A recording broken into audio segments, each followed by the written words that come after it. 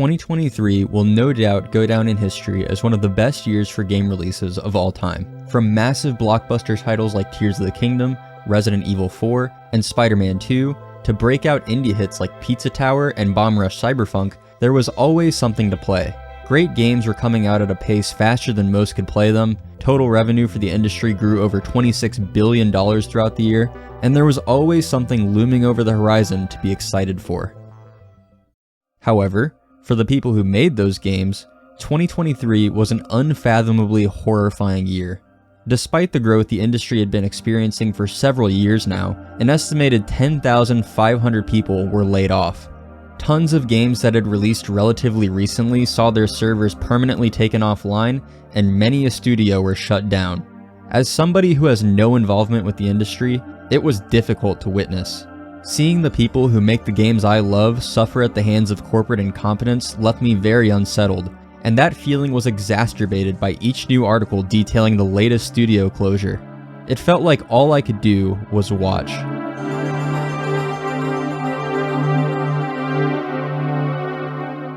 Despite it all, there was a silver lining: Hi-Fi Rush.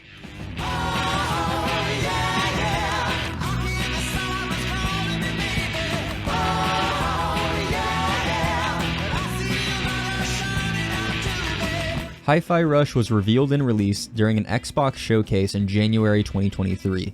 That alone was unprecedented for Xbox, but that just goes to show how special this game is. Hi-Fi Rush is a character action rhythm game hybrid, where you perform attacks to the beat of the music, but to leave it at that would be underselling the game.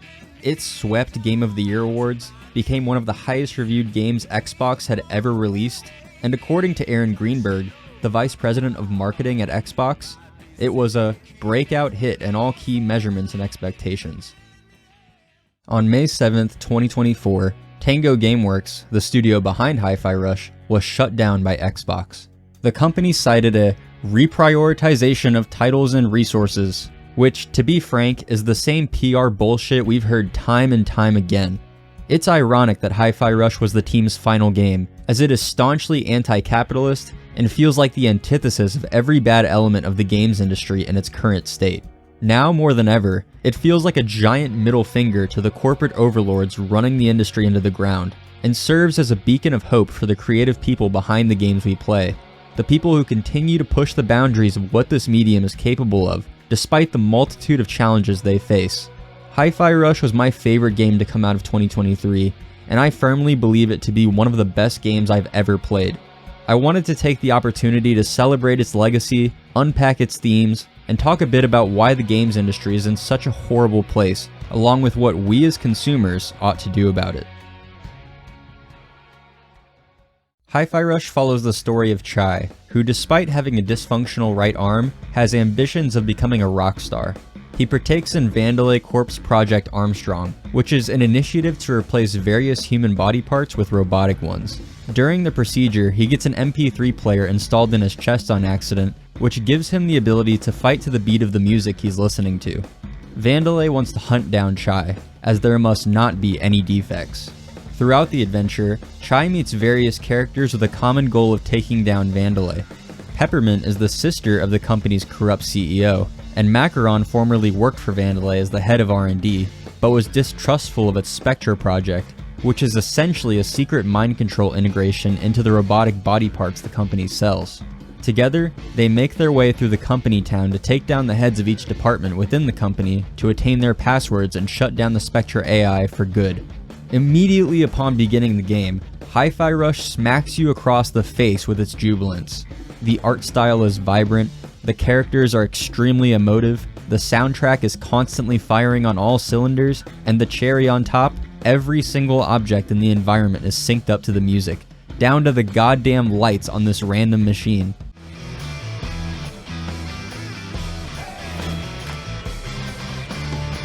These sorts of small details add so much to the moment-to-moment action of Hi-Fi Rush. It is impossible to fend off the smile you'll have on your face throughout the entirety of the game. Of course, the music goes beyond making the general environment enjoyable, as it's intrinsically linked to the combat system. At first, the prospect of having to time each and every attack to the beat of the music seems daunting. However, I think it makes the combat a bit easier than other games in the genre. As somebody who has virtually no experience with rhythm games, it didn't take long to come to grips with properly timing my hits, and before I knew it, I was racking up S ranks like it was nothing. It is one of the most satisfying combat systems I've ever engaged with in a game, thanks to that clearly defined rhythm. When you're starting out, you won't have much in the way of abilities. You'll basically be limited to your light and heavy attacks, along with your reverb ability, which gradually fills up as you deal damage. In spite of the relatively limited attack options in the early game, repeat playthroughs never feel like a drag, because Hi-Fi Rush has an excellent grip on pacing. The main game contains 12 levels, or tracks, which typically last about 45 minutes to an hour, but occasionally run a bit shorter. In between combat sequences, you'll be platforming, watching character interactions, and experiencing a myriad of scripted set pieces.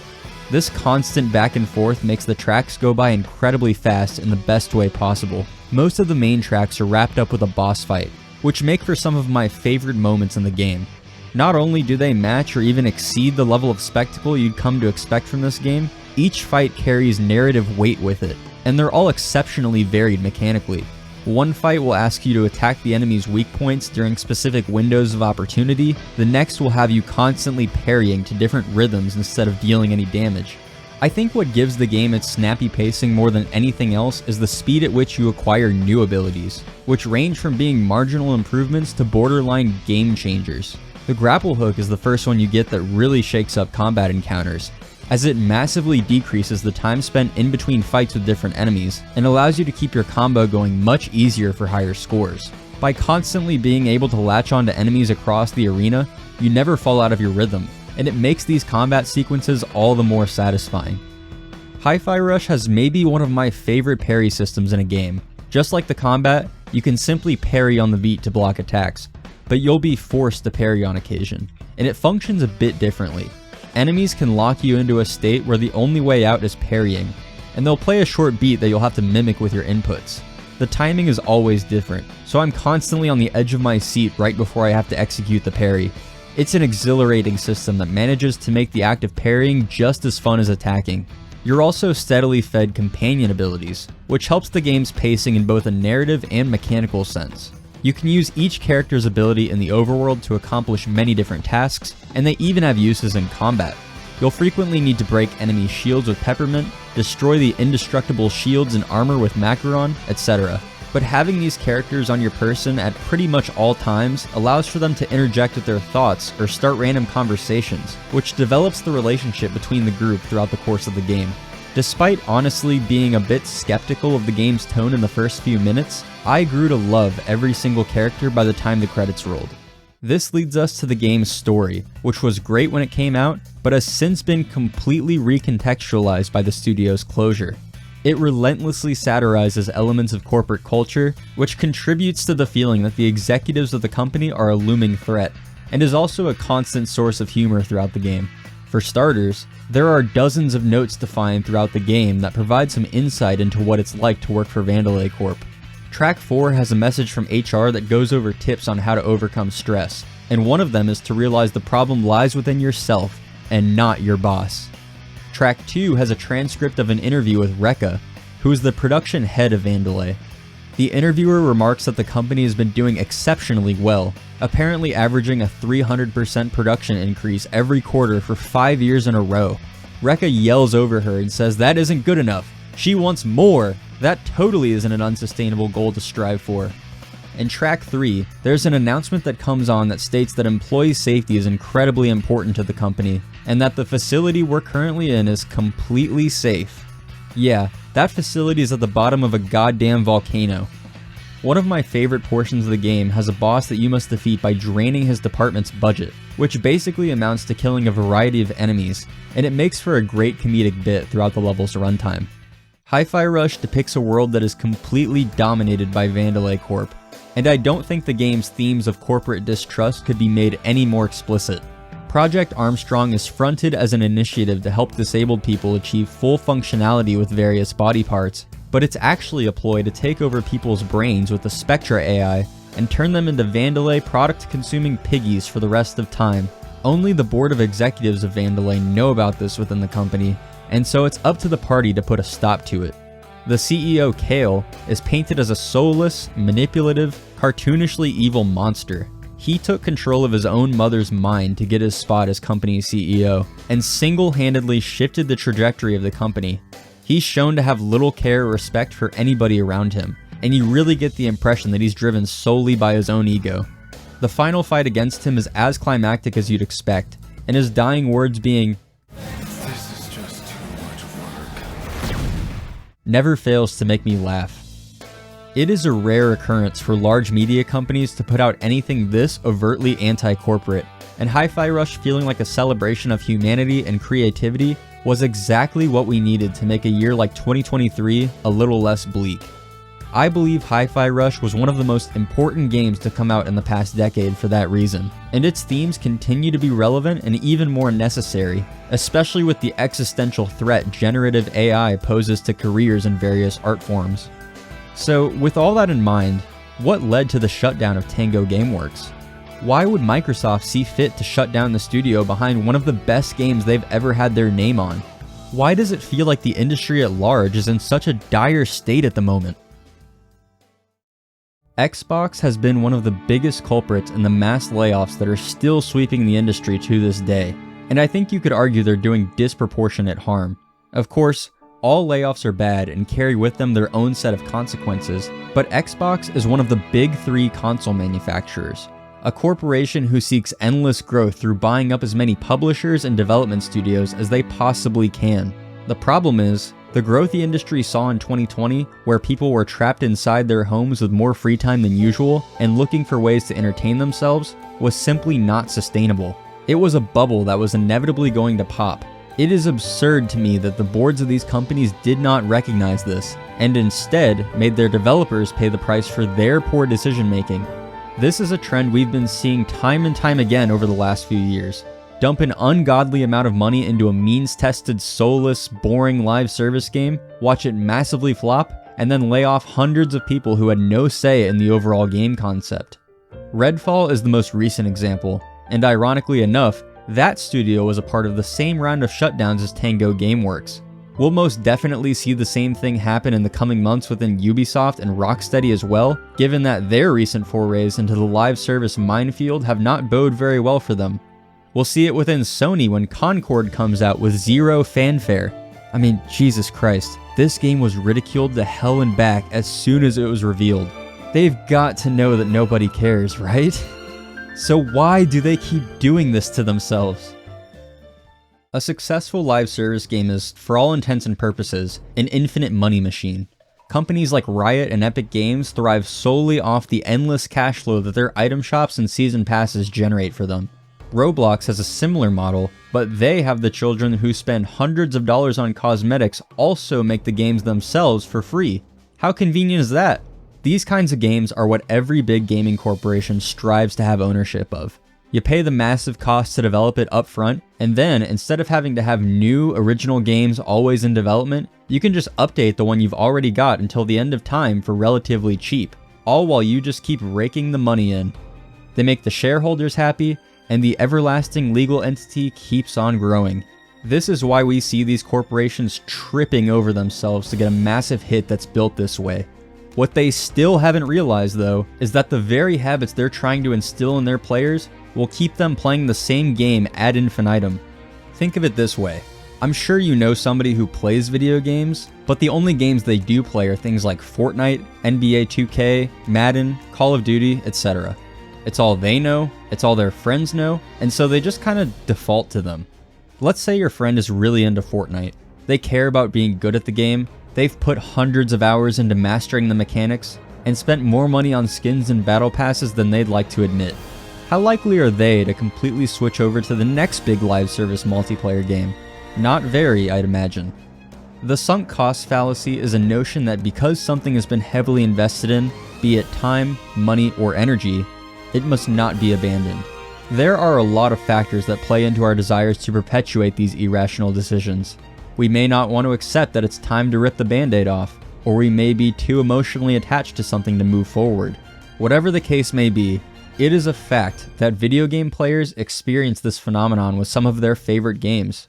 That is what the companies behind these kinds of games bank on happening, and it's why this demographic of players is often a huge waste of time and money to market to. It's not a coincidence that these games tend to be on the simpler side mechanically and are designed to make the gameplay loop as condensed as possible. They are the most surface level games to engage with because they have to appeal to the broadest audience possible. To put it bluntly, they're slop. They exist to make you a cog in the profit generation machine. These games are ultimately products, and nothing more. Which leads me into my next point. Live service games as they exist now are anti-art. It isn't uncommon for live service games that flop to be permanently shut down close to a year from release. A few recent examples are BioWare's Anthem and Platinum Games' Babylon's Fall. These are games that literally cannot be accessed in any capacity these days. You just can't play them. Ideally, these experiences should be preserved for many years to come, even if I don't personally see any value in them. Even live service games that have been successes by every possible metric will have their servers shut down eventually, just as a product of the passage of time. There is no winning with this model. Nintendo's piss-poor preservation efforts aside, a game like Super Mario 64 will be played and celebrated for its contributions to 3D gaming for many more years to come. That is what art is about. Even the most popular live service games will not leave a comparable legacy behind when it's all said and done. The worst part of this business model, they take from the company's limited pool of resources that could otherwise be invested in other projects. Ubisoft spent an estimated $200 million on Skull and Bones, while fully knowing it was going to flop. How many games like Prince of Persia: The Lost Crown could that money have funded? How many more jobs could have been created to fulfill the needs of these projects? Are more live service games even a good use of these resources in the interest of turning a profit?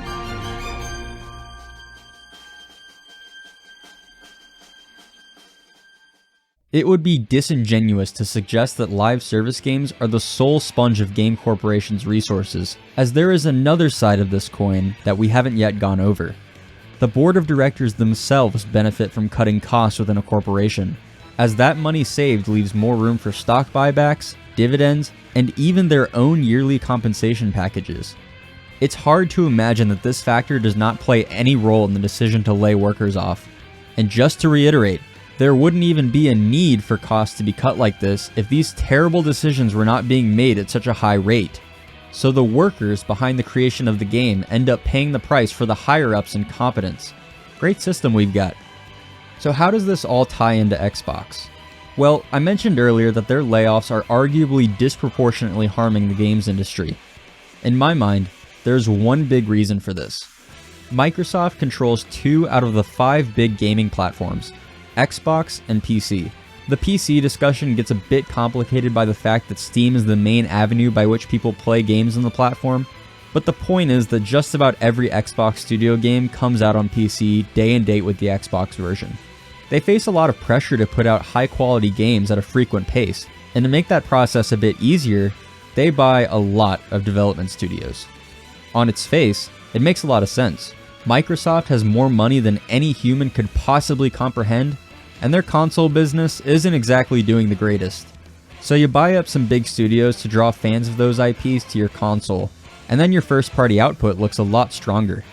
However, issues arise when things do not play out like that. As of February 2024, the Xbox Series line has sold roughly 28 million units. Game Pass, which Xbox has been relentlessly pushing as the future of gaming, has repeatedly fallen short of internal growth forecasts.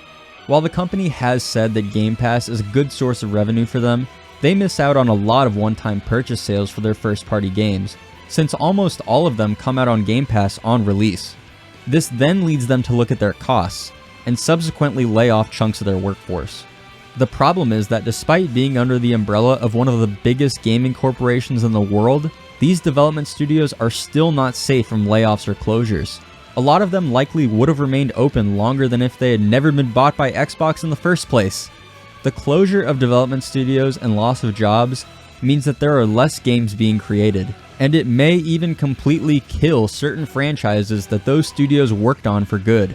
The desire that Xbox has to beef up their first-party roster by buying up all these major studios and then shutting them down will create long-lasting effects for the gaming space, displacing artists and permanently altering the trajectory of beloved franchises. How likely is it that we get a new Dishonored game now that Arcane Austin has been shut down by Xbox? And if we do, will the new studio behind the game have the same passion for the series as its original developers? Will the studio effectively breathe new life and fresh ideas into the series? Or will they alter its identity beyond recognition in a way that appeals to nobody? Xbox doesn't care to think about these questions, because they don't care about art. They're too busy allocating the Call of Duty studios tens of millions of dollars to churn out the next entry in time for the holiday season. It's the sole reason they wanted to buy Activision Blizzard. This is the company's plan: coast off the success of already popular franchises they acquired from somebody else, and should that fail, shut down the smaller studios that had nothing to do with any of that. Then they'll use the money they saved from cutting jobs to continue funding the development of the big IPs and live service games. The reality is, Xbox doesn't want you to play creative games like Hi-Fi Rush. They don't gain much in the long term from giving you a fully complete game with a satisfying ending and no promises of seasonal updates in the future or some bullshit like that. All they want to do is feed you slop. They want you to buy their newest Call of Duty release, the battle passes, the booster packs, the cosmetics. Oh, and you better make sure you pre-order the next one. They will have you running on your little hamster wheel until your legs cannot possibly go a step further. Things will only continue to worsen unless we get some serious systemic change. We need governments to pass laws that protect workers and their livelihoods, and we need a strong game developers union that can meaningfully represent the interests of these artists. Until that happens, the AAA industry will continue to implode, as it seems so set on doing to itself. The way I see it, indies are our way forward. Indie games will always be around, and there are so many fantastic and unique experiences to be had with indie games. I'm not going to pretend that that side of the industry is doing just fine, as they too have been impacted by all the same forces I previously mentioned, arguably even harder, which is why it is simply not enough to buy these games. We need to be militant supporters of the indie space. Got an indie game you really like, or a creator you'd like to support? Buy their games. Buy their merchandise or add-ons. Gift the game to a friend if you can. Even if you can't provide monetary support, spread the word to your friends, or the broader gaming community. Tell the creators what their work means to you. Your words carry much more meaning and influence than you may think. Us as consumers have a considerable amount of power to shape the video game industry.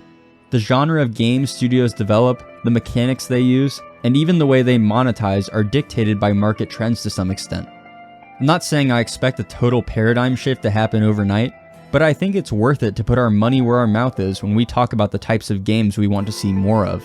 If we prove the existence of a huge consumer base that just wants to play a fun, creative video game, perhaps companies will see that as a market worth pursuing more vigorously.